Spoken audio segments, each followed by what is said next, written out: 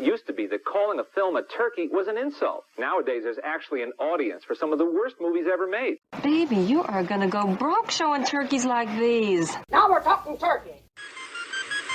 Gobble, gobble, motherfucker. It's turkey time. Gobble, gobble. Welcome, everybody, to another episode of Let's Talk Turkeys. Today is a special episode. I'm Movie Miss, and I'm here with my co-host, Nikki Flicks. Hello, ma'am. Hello, sir. How are you? I'm well. And we are being joined by, dare I say, a very talented individual. Yes, I will say that. He does many things, and we will dive into all of them. But the reason we wanted him on today, Cory Danziger, he was in The Burbs, which is a movie we just covered on Let's Talk Turkeys from 1989. It is a pleasure to have you here, sir. Thank you so much. Oh, Misty, Nicole, thank you so much for having me. I'm thrilled to be here. I was curious, though, if I should call you Ace. Wow. Yes, I like that. Let's call me Ace. Just like the cast of The Burbs called me when I was 11. Yes, Ace. So for those of you that aren't familiar, he is an author, has written 2 books. And before we jump into those, I just wanted to throw in a quick note to you, sir. I have your books here, and I realized that if you put them side by side, if you need like 4 or 5 more books, we'd have your whole face.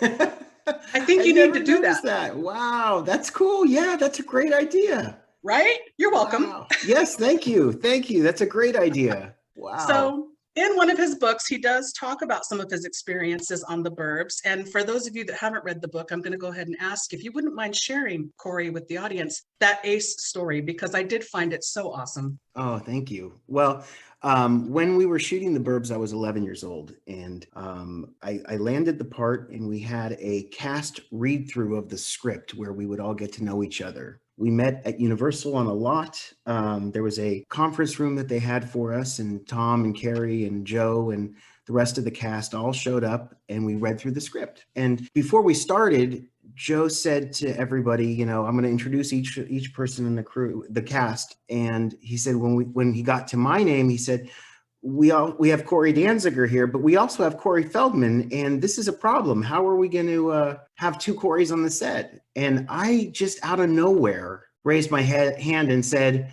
you can call me Ace. Now, I had never, ever been called Ace in my life. I don't know where that came from. I just know that suddenly I got some creative inspiration and the name Ace was born. So from then on out, everybody in the cast and the crew while we were shooting called me Ace. Oddly enough, about 5-6 years later, I was on the Disney lot taking a meeting or something like that. And I'm walking through the lot and I hear, "Hey, Ace." And I turn around and sure enough, Tom Hanks is looking at me, arms outstretched. I would have recognized you from the back any day. That's amazing.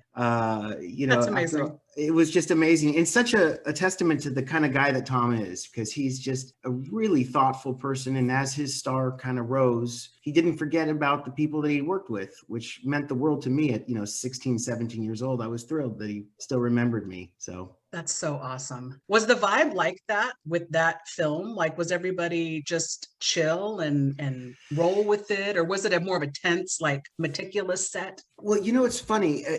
They do. In Hollywood, we refer to sets as either a happy set or a sad set. Oh. And The Burbs was the quintessential happy set. Love to hear that. Yeah, it really was. I mean, I've read Carrie Fisher interviews where she's talked about what a great time she had that summer. And I can attest that it was a super fun summer for everybody involved. In general, the director kind of sets the mood for what the crew and the cast feel on the day-to-day. And Joe Dante is just an extraordinary guy. His sets are always happy. I've heard that. Yeah. It's really true. He's just a really nice, thoughtful, creative guy. And he brings out the best in people. He's a great leader. I worked with him a couple times. And he works with people, again, that he likes. As you know, Dick Miller is in tons of stuff of Joe's. I was in a few things. He comes up a lot in our turkey movies here, I'm going to say. Okay. Gotta love Dick Miller. Isn't he? He's great, right? Yeah. Mm-hmm. Brilliant character actor. Yeah, he is. He really is. So yeah, it was a really happy set. It was the best summer of my life. I know that for sure. And I'm so thrilled that, 25 30 years later, the film still has a life to it. It's really pretty special, and it's taken on a neat sort of place in my life to this day. So I did want to ask you if we can backtrack for a minute. You started out, and I got this from your first book, Shit I Know for Sure, which is a fun read, and I love the title. Thank you. You've been in entertainment since you were 7. Right. Did you have somebody around you that was in it, like an older sibling or a friend, or you just one day went, you know what, I want to be in movies? I was a very precocious kid, and I had a mother that was a model and a actress when she was a teenager. So she knew the process of getting an agent. She knew what was involved with interviews. When I was about 6, one of my friends in elementary school got an agent and started appearing on milk commercials in the mornings. I watch him on the TV and see him, and I turn to my mom and say, why can't I do that? You know, and she said, well, you can. And so we went out and started meeting with agents. I lucked out because I found the best agent in the business. I think I wrote about that in the book, is Iris Burton, who is a legend. She only had a couple dozen kids. She took great care of the kids. She looked after them and looked out for them. And I just had this really neat, 12-year run of acting that was made possible with kind of her vision. Right. Yeah, that was in the book. You are right. And everybody out there, he actually has 2 books, Cory does, that he's written. The other one is On Manifesting. And we'll discuss at the end where you can pick those up, but I highly recommend them. They are great reads. Oh, thank you so much. Yes, very inspiring. So let's jump now real quick, if you don't mind, back again to the Burbs, because I was able to connect with you. You're such an active presence in social media because of your, business ventures. And I appreciated that you were in a group called The Burbs is the Best Movie Ever. Great group. Best group on Facebook. Yes. And you chat with everybody, you interact, you send out the autograph photos. Which I'm a little jealous. I think I have to get me one as well. Okay. You know who to talk to. Right? I have connections. Yes. So in this group, everyone's got this love of the Burbs. And I thought, I've got to get you on because I've got weird random questions for you.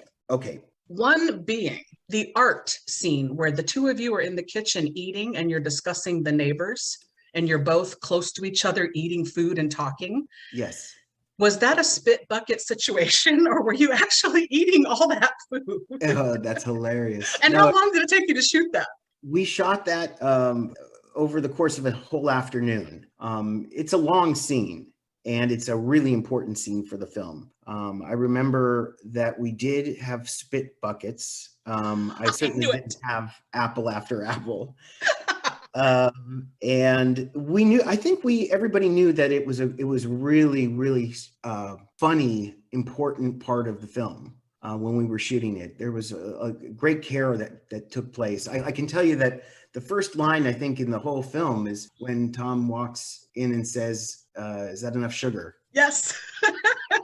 And takes the sugar away from me as I'm eating my sugary cereal. And you're so precocious. Thank you. And that was completely ad-libbed. That wasn't in the script. I love it. We just did take after take, and he started adding that into it. And it's funny because if you look at my face when he does it, I start to laugh. Yeah. Because that's the mood of that's what happens sometimes when you're ad-libbing funny stuff. And he's great at that. I mean, that was something I remember as a kid. Tom is a great ad-libber. His facial reactions, he's just one of these brilliant actors that has it down. Yeah. So you mentioned about what a cool guy he is and how he remembered you. And so I read this little bit, and now I want to believe it's true, but maybe you can confirm that after the film was wrapping, he bought everybody sunglasses, like on the last day as a thank you. Is that true? I wasn't there the last day, so he might have. Oh. I was out after 8 weeks. The film went 12. Oh, okay. But that wouldn't surprise me. I know he rented, along with Carrie and Joe, all 3 of them pitched in and they rented Raging Waters amusement park out and had everybody's family come and enjoy the amusement park as a wrap party. So he was a very generous person. That's one thing that I think that actors don't get a lot of credit for, is just how generous they are. Very successful actors, in my experience, happen to be the most generous people. most charitable people. These are people that often give back, and they don't get reported about it. But, you know, that wouldn't surprise me if you gave them sunglasses. So then my last bizarre random question for you is, I read also that Bubbles the chimp was on set with you guys because of Michael Jackson and Corey Feldman being friends. Please tell me that you saw Bubbles. I got to hang out with Bubbles a lot. I love it. Bubbles was on the set, but he wasn't on the set because of Cory. Oh. Bubbles was on the set because he was taken care of or watched by the animal wrangler that handled the dogs on the set. So there's an animal wrangler that deals with professional dogs. And my dog in the film, and what was the other dog's name? Winnie? Queenie. Queenie, yes. Okay, so my dog and Queenie's dog had an animal wrangler that watched Bubbles and would take Bubbles with the dogs to the set. Oh, okay. Yes, so Bubbles was just hanging out. I mean, Bubbles literally kind of was part of the crew of the Burbs. Okay, so you heard it here first, folks. BuzzFeed was wrong. But Bubbles was there. That's awesome. Yeah, and he was so sweet, so cool. Yeah, it was really fun. What a great summer. So do you have those memories? Because a lot of kids remember things because their parents tell them stories and show them photographs. Do you have those memories because you see the film and stuff, or do you genuinely like vividly remember that stuff? You know, I was old enough to vividly remember it. Oh, that's great. It really was. I was lucky too, because I had great parents that knew how special of an opportunity this was. I had been acting for years, but this was different. This was a cast that doesn't really compare to much, and an opportunity that, you know, happens, you know, if you're lucky, you know, it'll happen once in a lifetime. And they kind of encouraged me to stop and smell the roses, take all the memories I could. And at, you know, 11, 12, I did. I remember a lot. It sounds to me like you had a very unique experience being a child actor, where you had good parents, and then that agent of yours was very protective and, like, you know, handpicked, cherry-picked good sets and good places for you to be. Mm-hmm. Do you feel like, yeah, I kind of lucked out because a lot of people don't get that experience as child actors? You know, I really do feel very grateful for the series of events and the people that I was around. They were all positive. I didn't have a bad experience acting. And it set in motion a wonderful attitude, I think, moving forward with working and what's involved with work. I look forward to working. I've had great experiences. There's an optimistic attitude that I bring forward that I think started when I was a kid, because I was lucky enough to have good parents, a good agent, and great experiences. There are some kids that are in this business that have a different set of circumstances that bring them into the industry, that keep them in the industry. I've heard about those. I don't really have much knowledge of it other than what you've heard and what I've heard, but my experience was great. So that's a perfect segue then into the fact that at some point, a few years later, you decided being an actor was not the career for you. What happened there? You know, when I was about 16 or 17, my interest started changing, and I felt that taking a break from going to interviews, taking a break from leaving school, no longer really made me happy. And I wanted to kind of focus in on schooling. I wanted to play in a band. I was in a band that was actually kind of popular in Southern California called the Shoecrackers of Bethlehem. And what a great name. we used to play at 16, 17 years old. We were playing the Whiskey and the Roxy and the Troubadour and all these great clubs. And we would play with bands like Incubus, you know, and I knew this was kind of some other area that I'd like to focus on as well. About 17, I said to my parents and my agent, I think I'm done. This is over. And they were cool with it. I went forward and went to college and got that experience, you know. Yeah, and then went on to get some awards for creativity with advertising. Oddly, when I got out of school, I started writing television commercials, and you know what? I was pretty good at it. Within a 16, 17-month period, I got a job as a creative director at a local agency, building regional and local spots on TV, and won awards out of nowhere. You know, I was a year into writing TV commercials, and I won all these great awards. And that explains the gift for writing, I see it now. Thank you. Thank you very much.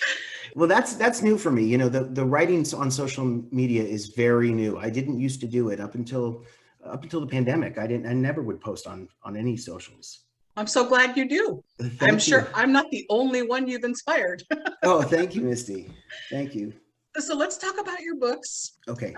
Should I Know for Sure, released earlier in the year, and then of course the On Manifesting. And you said the inspiration struck you when you saw something by somebody else. This is true. Yeah. How did was that just like an instant thing? Did you buy the book? It's so interesting. Well, you know, okay, so I should preface this by saying I've had an extremely awesome career in art, fine art. And it's been a great journey. I have a business partner named Ravi Dosage, who is a very talented artist.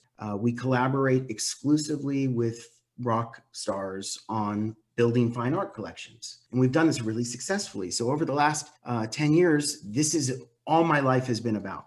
I went into a Kinko's, FedEx Kinko's on Sunset and Vine right before the pandemic hit. And there was a book on the shelf called Steal Like an Artist. And I immediately picked up the book. I looked at it and I thought, this looks interesting. It feels good. I could read this. And then I looked at the photo of the guy that wrote it, and he was like 25 years old. And I thought to myself, what does he know about art and the business of art? And I bought the book. I ended up reading it right at the start of the pandemic. We were staying at home and I was looking for something to read. And I was very judgmental of this guy for no reason other than he was young, and started reading it. And you know, it's a great book. I was shocked. It's a great book. He wrote a great book of real kind of things, words of wisdom, things to remember as you're entering into the creative world. And I thought, you know what? I could write this book. This is something that I should spend some time doing. And during the pandemic, you know, to be quite honest with you, I didn't do well. The first half of the pandemic, I really was not doing well at night. I was drinking too much and I was not focused, and I was scared and I was lonely, and I live in this house, and I just, I felt kind of alone in this house. And relatable. Okay, thank you. Relatable. For real, for a lot of people. Yeah, absolutely. Absolutely. I appreciate that. So I started writing the book, and at nights I would, as opposed to drinking, I would sit and write. And you know what?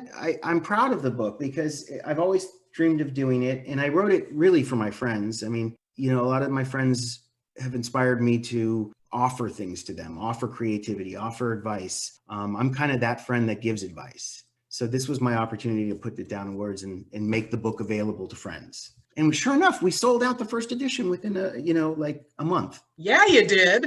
Yeah. Which is good. Thank you. So the key things that I took away that I want to mention to anyone who's interested in reading the book, the frame of mind with confidence is key. Whether you think you can or think you can't, you're right. Surrounding yourself, be your number one cheerleader. Surround yourself with your creative story. There's so much about, as you say, being the gatekeeper of your mind and getting yourself in a positive headspace. And I can't help but know now from what you said with the pandemic that kind of got you to drive to that place where you landed, where it was all about getting in the good headspace. That's right. It just amazing. And then you take it to the next level in the On Manifesting. Mm-hmm. It's like such a good read to go like right back to back.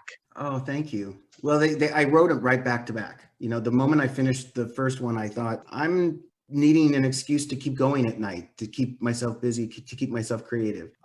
Manifesting has been something that has saved my life multiple times. When I was a kid, I was manifesting as an actor. I would want a part, I would manifest. I learned and grew up manifesting. And I had a couple of times in my life, I had some very challenging experiences, one of which was when my father was starting to get ill. My father passed away. But when he started getting ill, my business wasn't doing well. I was not in a relationship anymore. I was at the lowest point of my life, and manifesting, starting a slate, starting a chalkboard, starting a vision board of what I wanted, and started focusing in on that every day, programming my mind, that saved me. And it's interesting because once I started manifesting, my life completely turned around. All these things that I wanted, all these things that I dreamed about started coming about. So I know for a fact it works. So that's why I wrote it, because I want to be able to share it with people, because I know that everybody goes through hard times, and I know this is one way to get through a hard time. Well, I know it works because I manifested this. So There you go. There you go. Hey, and here we are. And here we are. That's Exactly. right. I want to just point this out again, listeners, you've got to get these books. The Next Version of You. So this is the question, isn't it? Trying to figure that out. Yep. And everything you had to say in this book, I have to admit, the whole vision board thing, I kind of scoffed at first. Mm-hmm.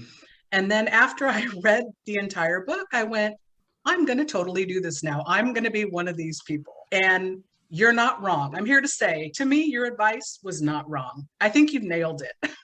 That's great. Thank you. Well, certainly I'm not alone in the belief of vision boards. I, every day for years, study personal development and personal development gurus. And manifesting is something that all of them talk about. All of the ones that I like actually talk about manifesting and the importance of things like a vision board. And the reason why is because it really does work. You know, if you can put the time into it, if you can put the faith into it, it comes to fruition. It's incredible. It's like magic. I wanted to jump in and ask, just because we're talking about it, you're mentioning gurus, and you quoted Tony Robbins several times in Should I Know For Sure. He's one of my favorite human beings on the planet. I've been listening to him and people like him for years and have seen in my own life they're onto something and it works. So when I read your book, I was like, okay, this is someone who's going, hey, the proof is in the pudding. I'm currently in the process of doing this. And I'm here to tell you, all those people you think, oh, what do they know? They're millionaires. They're right. That's true. So have you ever met any of these people that you really hold in regard and listen to? Have you ever worked with any of them personally? You know, it's interesting. I have not worked with one single person like this. In fact, I don't know too many people that know the affirmations and the, mind developmental kind of tools that I know. I don't know too many people that know that stuff. Like, you know it, I know it. My dad knew it. My dad was a big, personal development person. But no, I've never met any of these people. And yet they're my heroes and my mentors. I consider them mentors to me. Absolutely. I just want to tell you, I have a list of these people in my life because it's something that I really enjoy and I get a lot out of. And now you're on that list too. So you go. You have stole my become line. the thing that you admire. Oh, thank you so much. Well, now we know each other, and it's rare. Again, I don't know. I know you. I don't know anybody that knows this stuff. That's why I was so eager to write about it. We're glad you did. Today. Thank you. I mean, I don't know if you've explored, Nicole, I don't know if you've explored some of the guys like Zig Ziglar, Les Brown. Les Brown, yes. Okay, great. Bob Proctor. Do you know Bob Proctor? No, but I've heard the name. I am going to go back and research everything that you're talking about because I know it's going to be up my alley for sure. Oh, that's great. Well, on Manifesting book, I list them all. So if you like Tony, you're going to love Jim Rohn. Jim Rohn was Tony's mentor. Mm-hmm. He worked for Jim Rohn and then became Tony Robbins. And Jim Rohn's the most brilliant of all of them, I think. I mean, Les Brown is pretty incredible, but Jim Rohn is amazing. So the best part of this, listeners, you can't see this. We're Zoom calling with Cory right now. The expression on his face and how excited he is when he gets to talk about this is amazing. Oh, thank you. Well, I love it. It changed my life. I'm really excited that people are going to take note of what I'm professing in it. It's been a saving grace, a life raft, if you will. Well, I do want to ask you one, I don't know, you probably don't have the answer, but I'm going to ask you anyway. Reading these books, I had to think to myself, you clearly know that the need for the message is there. People need this advice. And I think you're right. Why do you think it is so hard for people to create their next best self and do this for themselves? Why are they so resistant?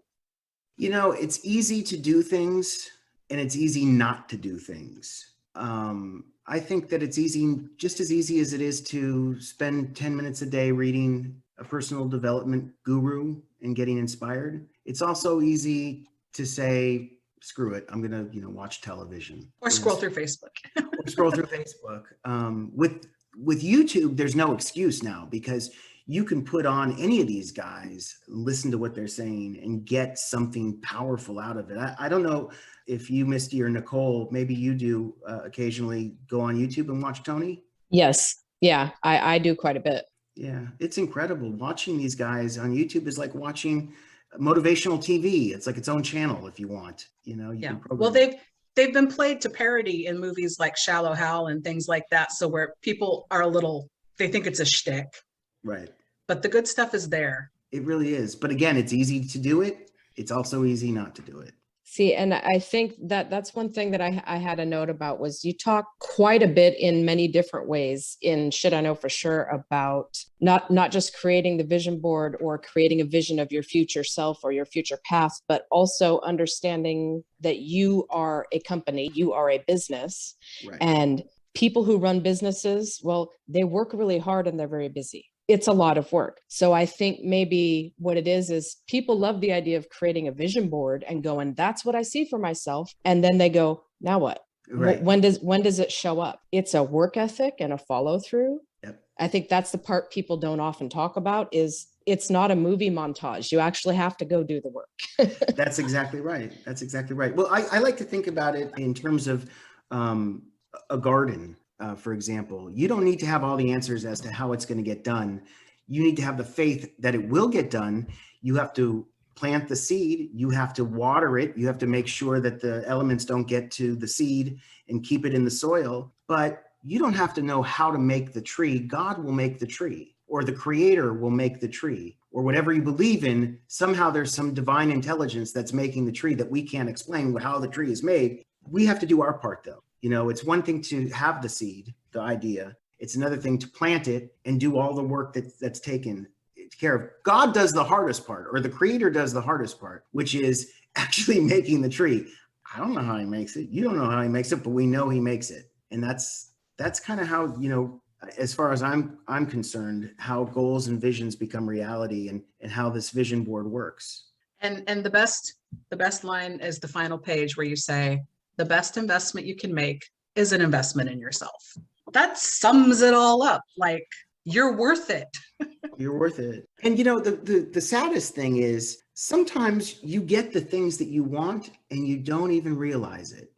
I wish people to be able to get what they want, but also to have the ability to spot those things when they come into their lives. I've had, especially with love, I can think about relationships I've been in that now looking back, I kind of missed the boat. I didn't know that what I had asked for was right in front of me, and I didn't take care of it the right way. I feel like that's very relatable as well. Okay, yeah. Definitely. And this is when I first got into the idea of like manifesting and putting out there into the universe, what do you want, was right before I met my husband. I physically created a list describing in detail who this human being is and put it out into the universe. And within a week, I met the man I'm now married to. We've been together 13 years. I was going about it all wrong. I never focused on what do I need and want. I focused on, who's going to accept me, who's going to love me. Mm-hmm. I had it backwards. You have to come from a place that seems kind of self-centered, I guess, to a lot of people. Mm-hmm. The whole idea of I set out a path and I create a vision. A lot of people don't like how it seems very self-centered, but to me, that's the right way to do this thing called being a human, right? You are 100% right. Often I kind of scoff at people that talk about being selfish as a negative thing. We should be selfish. We should be self-centered. We have to take care of ourselves. We have to be our own advocate. If we don't take care of ourselves, how are we supposed to take care of the people that need us or depend on us? You're 100% right. You put yourself first. You make that list. You know that you have faith that I deserve this, or at least this is something that will come to me. It's a very forgiving universe. As far as I'm concerned, it's a very forgiving universe. So we don't determine, or we shouldn't determine what we deserve in life. We should ask and expect to receive, because that's how this universe works. So Amen to that. And on that note, let's shift gears now. I would love for you to talk about Scene 4 because I'm following you on Instagram. I'm obsessed. Oh, thank you. Please let everybody know what that's about. So my partner and I, Ravi Dosage, we came up with this concept where drummers and musicians are creating artwork from their performance. Abstract work based upon their performance behind the drum kit or on the fretboard. So we create fine artwork that's made from the movement of the drummers as they're performing. We follow the movement, we capture it, and they become these big abstract pieces of art. And each drummer's got a different style. So the result is each of the pieces have a different tone to them. The drummer from Black Sabbath's piece looks completely different from the drummer from the Red Hot Chili Peppers. The Red Hot Chili Peppers pieces look completely different from the drummer from the Grateful Dead. And they're one of a kind. Well, we make edition-based pieces mostly, but yeah, these are the signature movements that these guys have as they're performing. And we even built a glove recently with Chris Young, my best friend, that tracks the movement of guitar players' fingers as they're soloing on their guitar and makes abstract art from it. That's amazing. Thank you. That was one of the things I was going to ask about. I watched a promo video on your website explaining how the artwork is created. And I saw a quick snippet in there of someone playing a guitar. And I went, where is that? Yes. Have you released anything that's been done with the guitar yet? We really have. We've been doing, it's been a quieter kind of release cycle than we've done with the drums, but we're continuing to develop the glove. But we have released works with Joe Satriani. Wow. Yngwie Malmsteen. Do you know Yngwie Malmsteen? No. He's incredible. Paige Hamilton from Helmet, Scott Ian from Anthrax, Frank Gambale. We've released these guitar collections with them. And we're actually in the middle of working with Steve Lukather from Toto. Wow. Yeah, so that collection is going to come out early next year. So for anybody that doesn't know, would you please share with everybody where they can find this and look for you? Absolutely. Okay, so if you want to see all the 50 different collections we've come out with, go to Scene4, SCENEFOUR.com. As far as galleries that show the work, Wentworth Galleries show works with Rick Allen and Mickey Hart. They're going to be showing the Joe Satriani artwork beginning next year. Or actually, I believe at the end of November, actually, it'll start. And we do gallery shows around the country. You know, last year or right before the pandemic, we were on the road on a North American tour showing our artwork with Chad Smith from the Red Hot Chili Peppers. So you'll find us in different cities showing this stuff. And there were some great photos with him you were throwing up on Instagram. I think it's on Scene4's Instagram.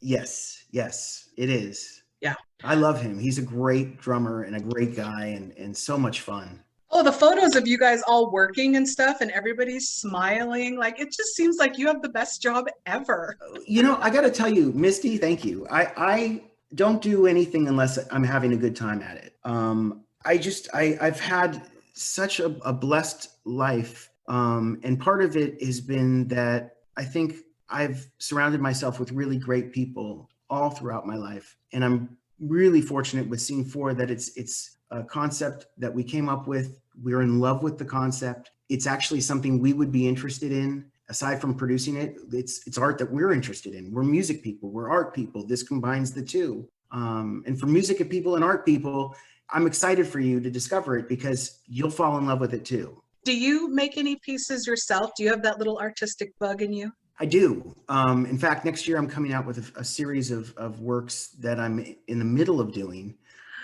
Yay. Yeah, so it'll be kind of my own stuff released and available through Scene4, but outside of the drum and guitar stuff. Oh, that'll be so interesting to see. Yeah, thank you. I'm excited. Thank you. I want to throw something in here. I just want to say, I knew that you had your own company and you were involved in art in some way, but I didn't know too much about it until I was researching to talk to you. And I have to thank you so much because I am a musician and music is in my bones and I appreciate what you're doing. It is such a cool, unique thing. And I'm so glad that I stumbled onto it because of talking to you about the Burbs. I now know about this amazing art form that blows my mind. And I'm so excited about it. If they come to our area, I will be buying a ticket. I want to go and see this art in person. Nicole, thank you so much. I'm excited to actually meet you in person.